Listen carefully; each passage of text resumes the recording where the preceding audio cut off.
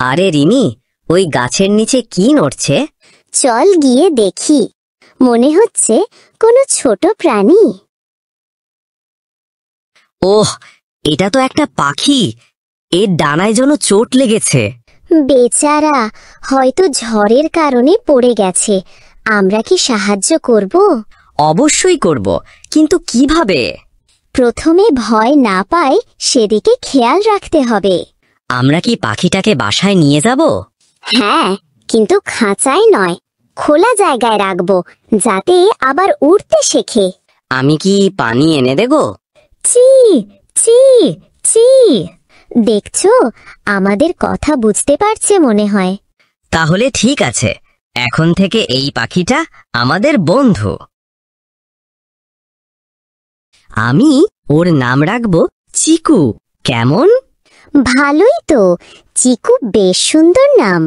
চিকু, নাও পানি খাও। চি চি চি। দেখো, এখন একটু চাঙা লাগছে। হ্যাঁ, কিন্তু আমাদের প্রতিদিন পাখিটার যত্ন নিতে হবে। অবশ্যই, যত্ন নিলেই জীবনে ভালো ফল পাওয়া যায়। চি চি চি। তোমরা কি সত্যি আমাকে সাহায্য করবে?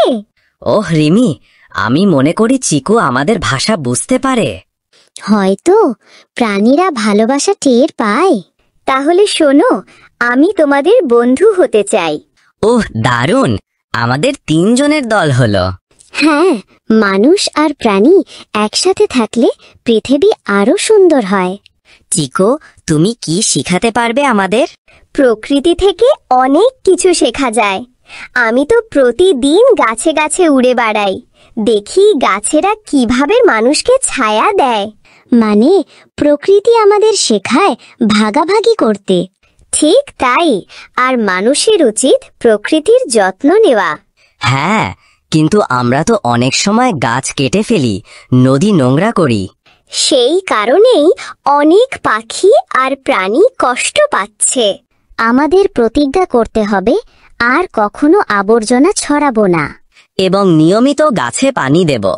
এখন তোমরা যদি প্রতিদিন ছোট ছোট কাজ করো, তবে পৃথিবী ধীরে ধীরে বদলাবে।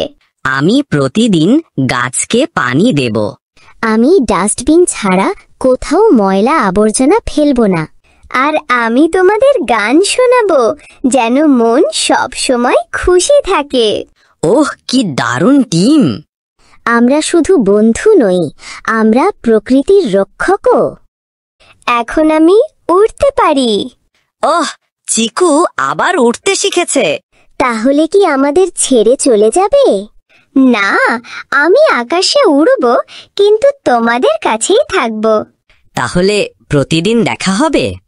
অবশ্যই, তোমরা যদি প্রতিজ্ঞা রাখো। হ্যাঁ, আমরা রাখব। চলো তবে 3 জন মিলে বলি, আমরা প্রকৃতিকে ভালোবাসি। আমরা প্রকৃতিকে ভালোবাসি।